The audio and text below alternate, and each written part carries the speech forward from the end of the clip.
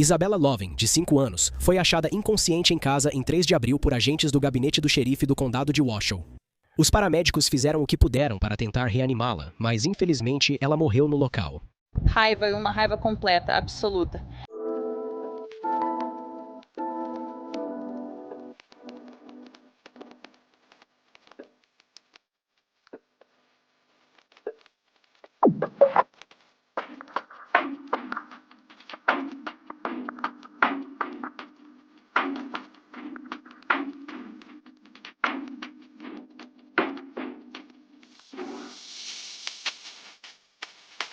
Bem-vinda de volta e obrigada por estar aqui. Sou Cassie e este é Um Mundo Cruel. Hoje vou contar a história de uma garotinha de 5 anos que morreu em casa após ficar doente por mais de uma semana. E durante todo esse tempo, os pais dela nunca procuraram nenhum atendimento médico para ela, porque estavam escondendo alguns segredos muito sombrios. Essa é a história de Isabella Lovin.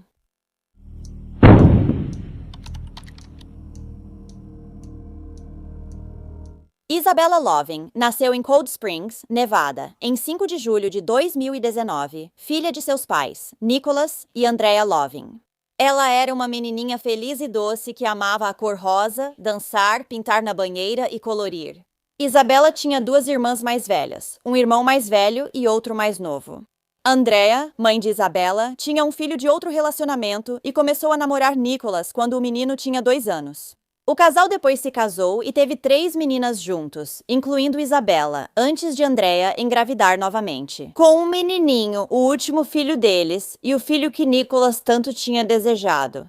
A família vivia junta na casa deles na Crystal Canyon Boulevard, em Cold Springs. E os pais das crianças, Nicholas e Andrea, eram donos do próprio negócio chamado Extreme Remodeling Ltda. Para quem via de fora, eles tinham uma vida relativamente normal.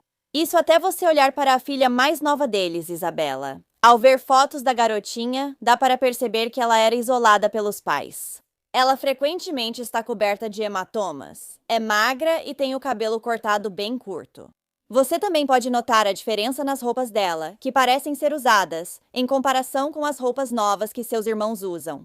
Em muitas dessas fotos, a pequena Isabella parece triste e excluída. E enquanto suas 2 irmãs dormiam em camas queen size e confortáveis na casa, Isabella era obrigada a dormir em um colchão de berço no chão. No entanto, não parece que Isabella sempre tenha sido tratada assim, porque uma ex-babá das crianças postou fotos online, e elas mostram a menininha quando era apenas um bebê. Ela parece feliz, saudável e bem cuidada. Essa mulher, que já havia cuidado das crianças amorosas, confirmou que Isabella, em determinado momento, era tratada como seus irmãos. Eu sou Isabella. Após o nascimento do irmãozinho da menina, Andrea passou a cuidar das crianças em casa, dispensando a babá. Acredita-se que as coisas começaram a mudar para Isabella nessa época. Agora, Andrea já havia trabalhado ao lado do marido, administrando a empresa de reformas da família, Extreme Remodeling Ltda. Embora o nome dessa empresa tenha sido alterado várias vezes, provavelmente porque o casal supostamente estava roubando seus clientes. Foi alegado que Nicholas e Andrea pegaram vários depósitos de clientes, que haviam sido dados para concluir reformas em suas casas, e usaram em casas de muitos outros clientes. O casal, marido e mulher, destruía o projeto e nunca retornava para consertar. Ou eles simplesmente abandonavam o projeto no meio do caminho e nunca voltavam para terminar. Então, isso te dá uma ideia melhor de que tipo de pessoas Nicolau e Andrea realmente são. Por volta das 6h50 da manhã, em 3 de abril de 2025, o pai de Isabella acionou os serviços de emergência, relatando que sua filha de 5 anos, que passara mal na noite anterior, agora estava sem pulso e fria. Socorristas correram até a casa na Crystal Canyon Boulevard e, em um quarto no andar de cima, encontraram Isabella, que não respondia a estímulos. Ela estava deitada ao lado de um colchão infantil no chão. A menininha tinha ferimentos visíveis por todo o corpo, inclusive no rosto, quadris, pelve, braços e genitais. Ela também tinha trauma oral e pelo menos 10 ferimentos só no rosto. Infelizmente, os socorristas nada puderam fazer, e Isabella Lovin, de 5 anos, foi declarada morta no local pelos ferimentos. Os paramédicos suspeitaram imediatamente das circunstâncias da morte da menina, então as autoridades foram chamadas à casa. Quando a polícia ouviu os pais de Isabella, Nicholas afirmou que a filha havia caído há pouco de seu caminhão e que ele teve que segurá-la pelos braços para salvá-la de cair no asfalto, mas isso acabou causando ferimentos nos braços dela. Ele também disse que um acidente, no qual Isabella havia sido atingida no rosto por um taco de beisebol de plástico por outra criança no mesmo dia, resultou em um olho roxo. Depois, Nicholas contou à polícia que Isabella havia caído do caminhão dele uma segunda vez, menos de uma semana antes. Nessa ocasião, ela caiu no asfalto e sofreu um corte na cabeça. Ele não deu explicações para nenhum dos outros ferimentos dela. O pai seguiu descrevendo Isabella como muito desastrada, afirmando que ela caía com frequência, inclusive já havia caído da escada várias vezes. Segundo Nicholas, ele e a esposa planejavam levá-la a um especialista em junho para descobrir por que ela caía tanto. Depois, ambos os pais da menina disseram aos investigadores que Isabella estava doente havia cerca de 9 a 10 dias antes de sua morte. E durante esse período, ela estava tossindo sangue e muco, e na noite anterior à sua morte, ela havia vomitado. Eles afirmaram que a colocaram para dormir entre 7 e 8 da noite. Eles foram acordados de madrugada por um irmão da menina, que avisou sobre seu vômito e preocupação com ela. Os pais saíram da cama, checaram Isabella e, ao vê-la bem, voltaram a dormir. Nicolau conferiu a filha novamente à noite antes de, na manhã seguinte, perceberem que ela estava inconsciente. Quando as autoridades perguntaram aos pais por que não levaram a filha ao hospital antes, se ela estava tão doente assim. Enquanto eles alegavam, os pais disseram que era porque não queriam que os médicos vissem os ferimentos dela. E eles também afirmaram que haviam sido aconselhados no passado a não procurar atendimento médico para ela até que ela estivesse doente por pelo menos 12 dias, o que não faz absolutamente nenhum sentido. O casal também disse aos policiais que tinha medo de que o serviço de proteção à criança voltasse a se envolver na vida da família.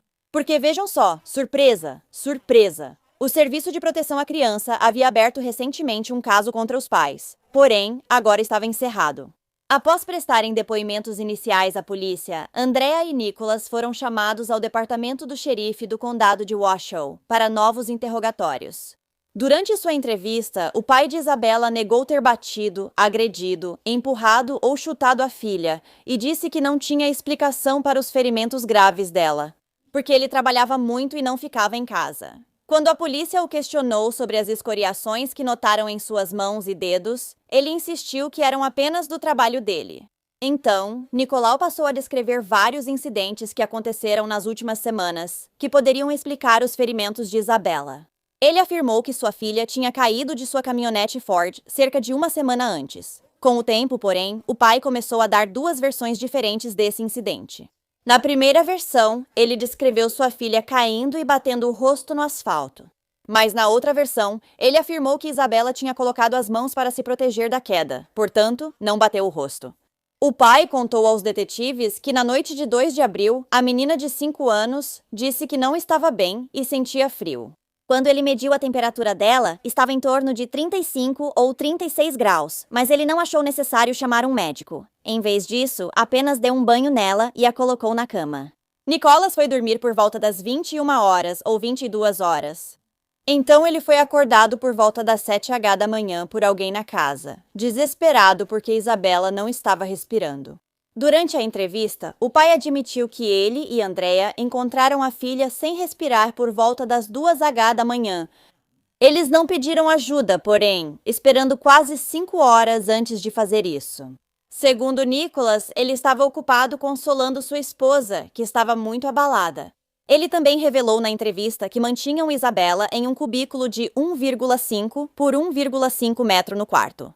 Ele disse que trancou sua filha lá uma vez como punição, mas que na maioria das vezes era a mãe dela quem a colocava lá. Quando Andrea falou com os detetives, ela disse que a menininha era trancada no cubículo de 1,5 por 1,5 metro, como punição por coisas como roubar doces do quarto dos pais. Ela também informou que 4 dias antes de ligarem para o 190 em 30 de março, ela testemunhou seu marido, Nicolau, chutar Isabella na virilha. Depois, ela ouviu arrastá-la pelo capuz escada acima.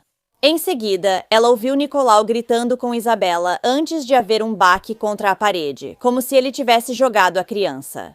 A mãe notou um grande olho roxo surgindo na filha no dia seguinte. Ao terminar o interrogatório, Andrea disse aos detetives: "Eu deveria ir para a cadeia por não ter ajudado ela, e o Nick por tê-la matado." A polícia também quis ouvir as irmãs mais velhas de Isabela, que relataram ter sido acordadas por volta da meia-noite e obrigadas a descer as escadas. Elas foram informadas pelo pai que a irmã havia morrido e que talvez fossem fazer uma longa viagem. Os detetives já tinham provas para acusar e prender Nicholas Loving, 35 anos por CA e danos corporais substanciais. Ele foi mantido sob fiança de $10 milhões apenas em dinheiro.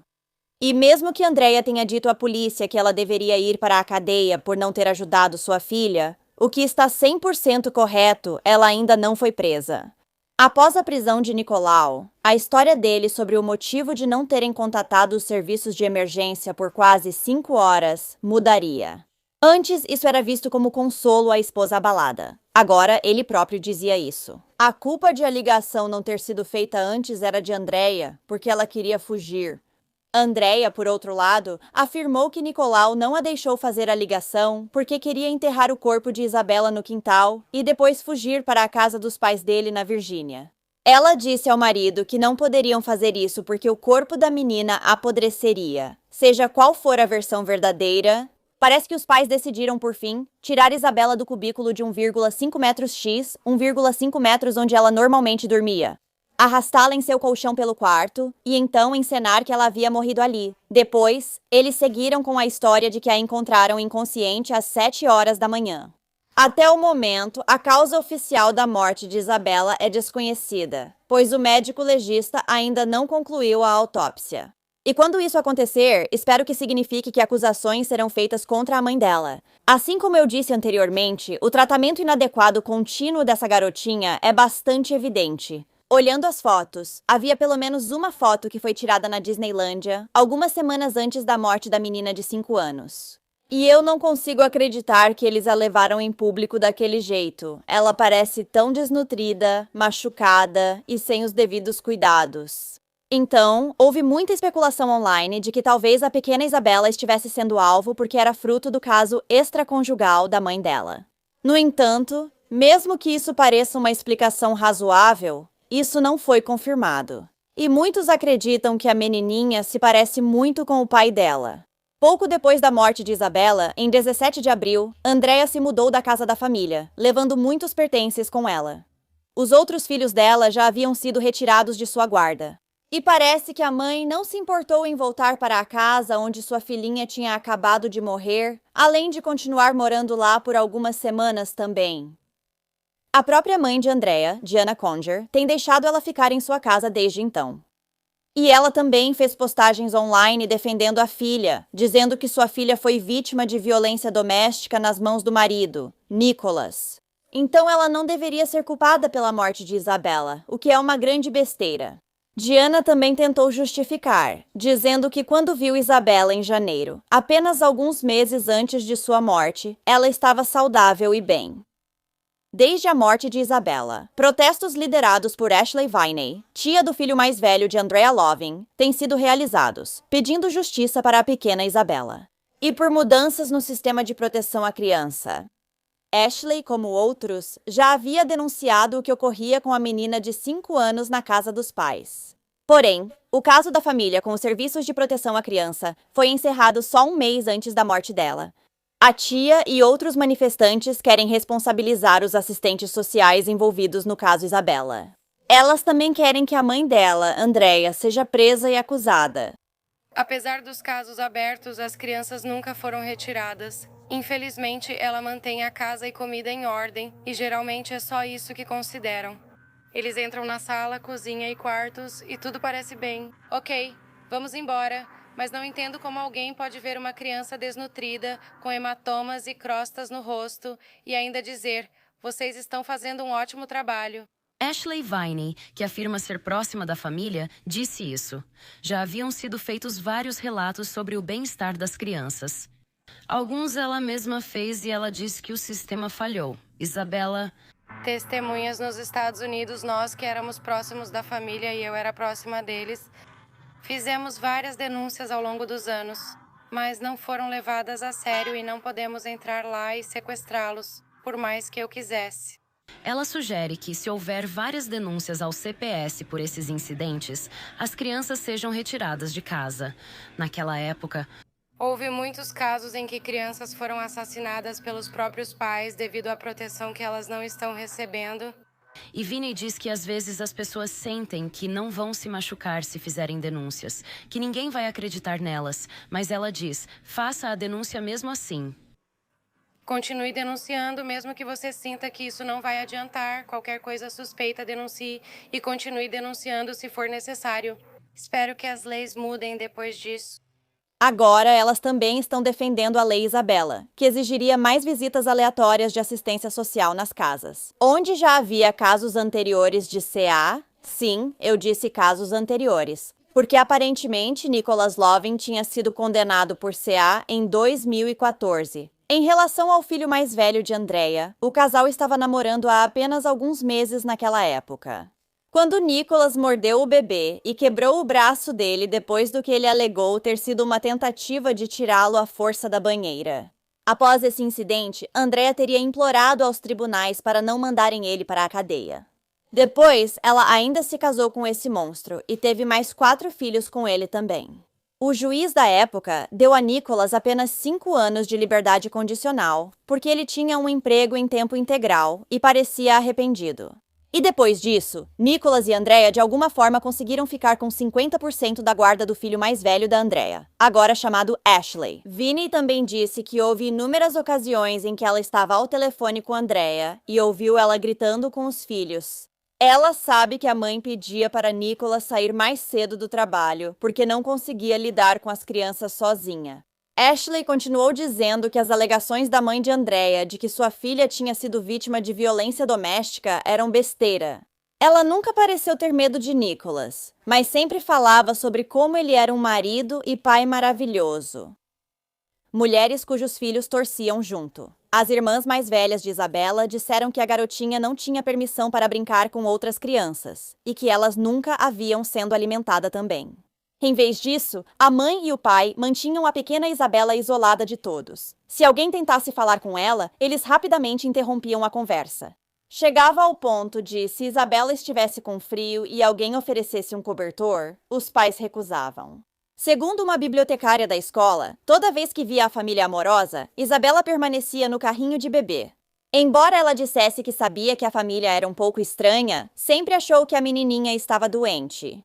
No entanto, a bibliotecária fez uma denúncia para o Serviço de Proteção à Criança depois de ver um hematoma no rosto de Isabela. Outro fato revelador sobre o tratamento da menina de 5 anos em casa foram algumas postagens da mãe, Andrea, nas redes sociais perto do Natal. Em relação à boneca do duende na prateleira, você sente umas vibrações bem estranhas. Muitos dos bilhetes que ela escrevia para as meninas, supostamente do duende, destacavam Isabela por mau comportamento ou simplesmente esqueciam de mencioná-la completamente. Em uma carta, Andrea escreve: todo mundo vai ser melhor, se houver mais respeito, mamãe e papai também precisam mostrar mais respeito. O Papai Noel não está feliz, mas está disposto a dar uma segunda chance para nossa casa. Mas cuidado, porque não haverá uma terceira chance. A carta, na qual Andrea nem consegue soletrar corretamente o nome do próprio filho, continua dizendo: e conte para o seu papai. Se ele encostar em mim de novo, eu vou pegar o cinto dele e ele vai saber como é que se sente. Outro bilhete do duende diz: nossa, quanta tristeza em uma casa tão alegre. Eu fui tocada pelo seu papai. Eu não me machuquei, mas não sei o que o Papai Noel vai dizer. Ou sobre a mamãe ficar chateada.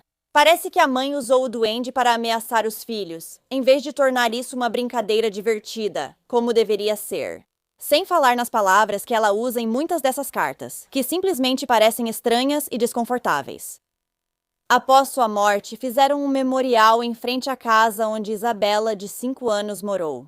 As pessoas deixaram balões, flores, velas e bichos de pelúcia em sua memória.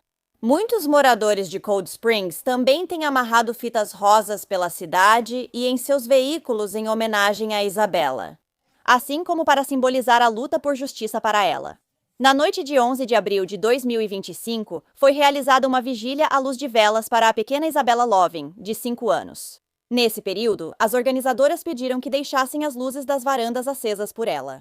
Elas também sugeriram que as pessoas trocassem as lâmpadas por luzes rosas e roxas, pois eram suas cores favoritas.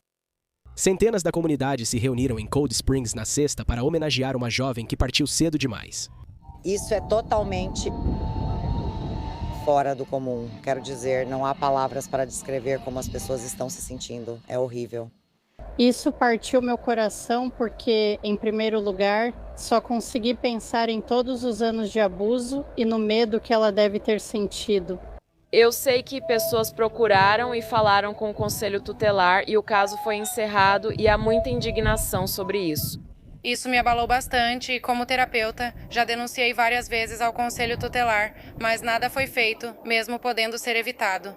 Ashley Vine conhecia Isabella com carinho e diz que a menina de 5 anos era um raio de sol, mas seu ânimo parecia ter escurecido. Isabella era uma menina realmente linda, inteligente e sorridente, pelo que ela conseguia aproveitar. Em julho de 2025, o Instituto Médico Legal do Condado de Washoe anunciou que havia concluído a investigação sobre a morte de Isabella. Foi constatado que a menina de 5 anos morreu devido à pneumonia bacteriana.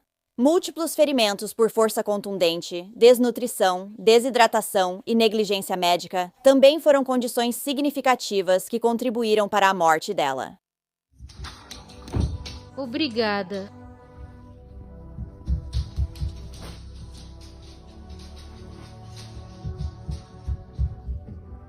Obrigada. Neste momento, a mãe de Isabella, Andrea Loving, que ainda não havia sido presa, agora foi.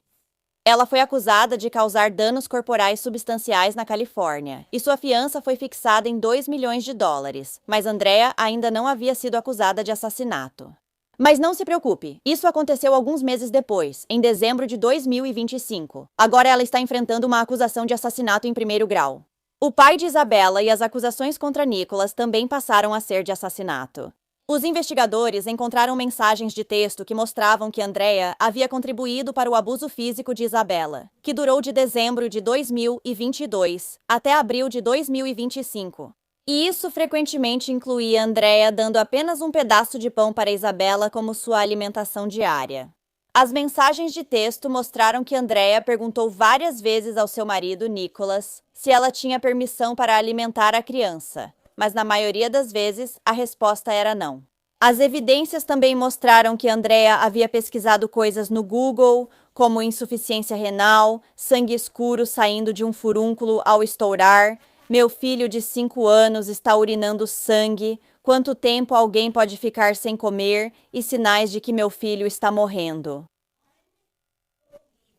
Inacreditável tudo isso, ao invés de buscar atendimento médico para a pobre Isabella. Desde a prisão de Andrea, fotos foram divulgadas online do cubículo de madeira trancado, de 1,5 por 1,5 metros, onde Isabella era forçada a dormir enquanto seus irmãos podiam dormir em uma cama queen size confortável. Falando sobre os irmãos dela, Andrea teria mandado eles mentirem tanto para a polícia quanto para o conselho tutelar, fazendo com que culpassem outro irmão pelas lesões de Isabella. Quando Andrea foi questionada sobre por que permitiu que o maltrato a Isabella continuasse por tanto tempo, ela disse que não tinha outra explicação além do fato de achar que Nicholas poderia machucá-la também. Ela disse que deveria ter impedido, mas não fez isso. Andrea admitiu ter permitido que Nicholas chutasse a criança em suas partes íntimas, nas costas e nas pernas, enquanto ele usava botas.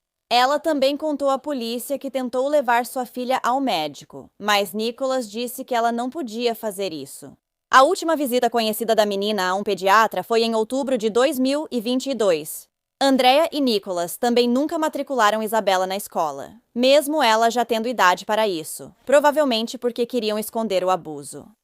Diziam que Andrea contou ao marido que Isabella merecia ser maltratada e que queria que ele fosse o responsável por isso.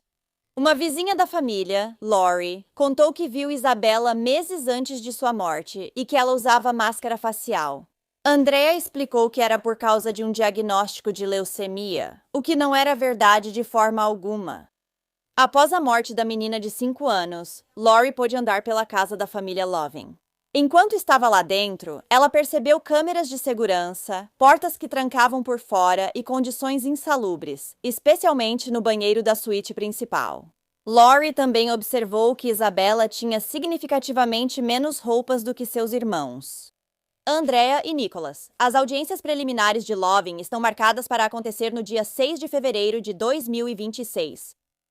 Além da vigília à luz de velas que já havia sido realizada para Isabella, um cruzeiro memorial também foi realizado em sua homenagem no domingo, 29 de junho de 2025.